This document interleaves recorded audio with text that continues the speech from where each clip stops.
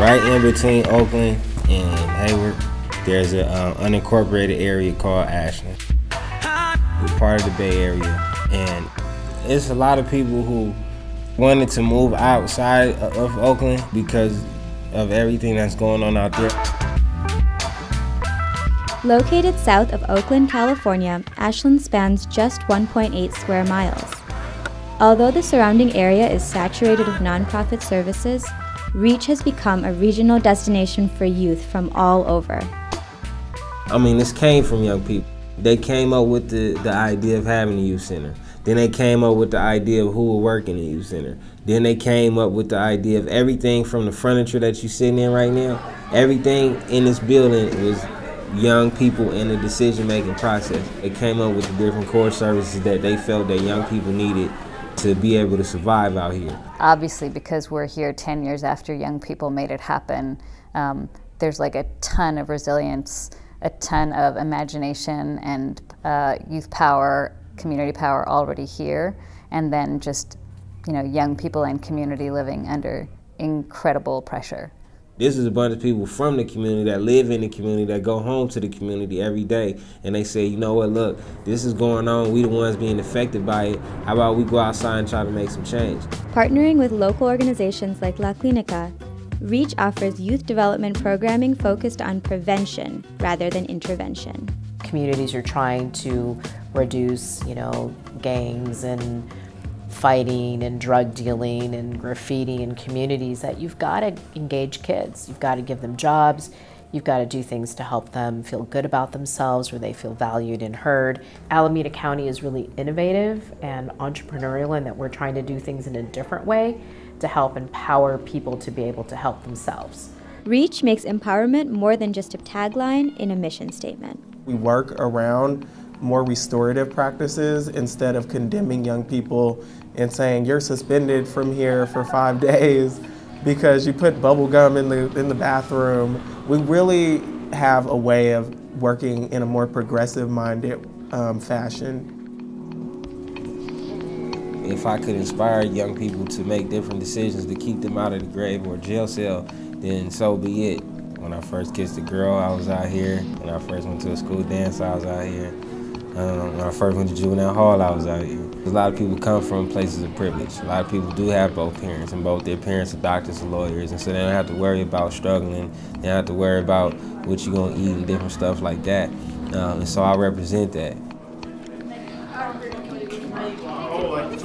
Gerard Gutierrez is an established muralist in the local community who explains how the arts programming at REACH is unique, adhering to the positive youth development mantra, meet youth where they're at. There's always something that they're thinking about. So when you mention color theory and they're like, oh my God, color theory, and I'm like, tell me about your shoes and the colors and why did you pick, and all of a sudden they're realizing how it's impacted their life. Beyond the opportunity to make art they care about, REACH members engage in larger conversations about power and decision making.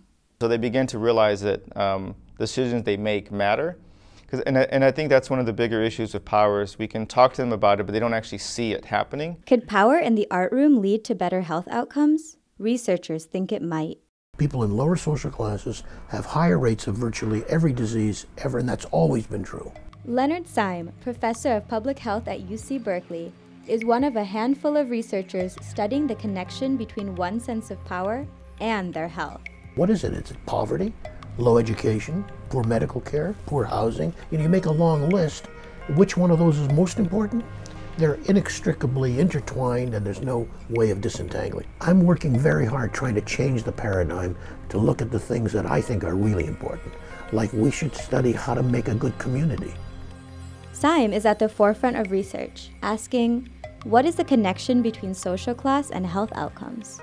It's probably something like control of destiny, the ability of people to influence the events that impinge on their life. Cities are realizing that they do need to make an investment in health and human services and invest in youth the same way that we're investing in youth.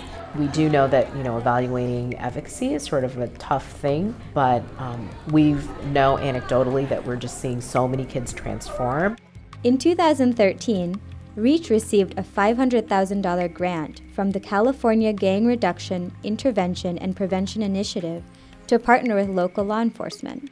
The partnership is aimed at diverting youth from the juvenile justice system into youth empowerment programs. CalGIP stands for the California Gang Reduction and Intervention and Prevention Program. The way it works out is that the state of California has this pot of money that they're using for gang prevention, and they go to different cities and they fund different programs that kind of talk about the issue of gang activity in their cities. We chose REACH just because we saw a huge connection. Every day after school, these kids are walking from school and they're walking here. So why not take the surrounding neighborhoods and get them involved, not just the kids that live in these apartment complexes across the street, but why not? These kids go to school, they play sports, they need tutoring, they're involved in other things that schools don't have the money to offer these days, but this facility does. I've run into kids who absolutely hate law enforcement, hate police, and have told me that to my face, but I refer them, that means I'm seeing them here every day. Next thing you know, it's, "Hi, Deputy Silva. How are you doing today, Deputy Silva? How was your weekend, Deputy Silva?" And now I've just built good relationships with them from a kid that I was about to take to juvenile hall. It's such a grand experiment. How do adults provide enough structure to build healthy development? Like, how do we actually both have love and ease and rigor to like call people into their greatness? The hope is that in the future, more youth programming will emphasize youth empowerment. Advocates argue that if counties like Alameda fund more programs like REACH Ashland Youth Center, they may save money in the long run by preventing problems before they start. Just creating a plan, like plan for the future, plan for tomorrow, and just be a responsible young person. And I just love to emphasize that, you know, young people could do whatever. You look at a hand, you have all these different separate parts and you have different spaces between them, but you really don't have any people talking to each other. But once you start bringing your fingers together, you know, you can start breaking down walls. I'm a firm believer in it takes a village to raise a child. To me, empowerment ought to be the new major subject of our time.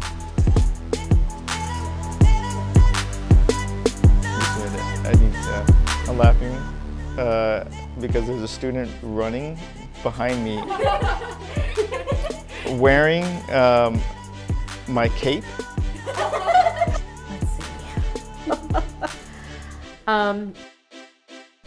Well, can I begin at the beginning? Get it together. Oh, okay. Yeah, please. What are you doing? Whoa. Weave health into... Attention, reach and reset. Attention, reach and reset. We are playing basketball at the Edendale Field.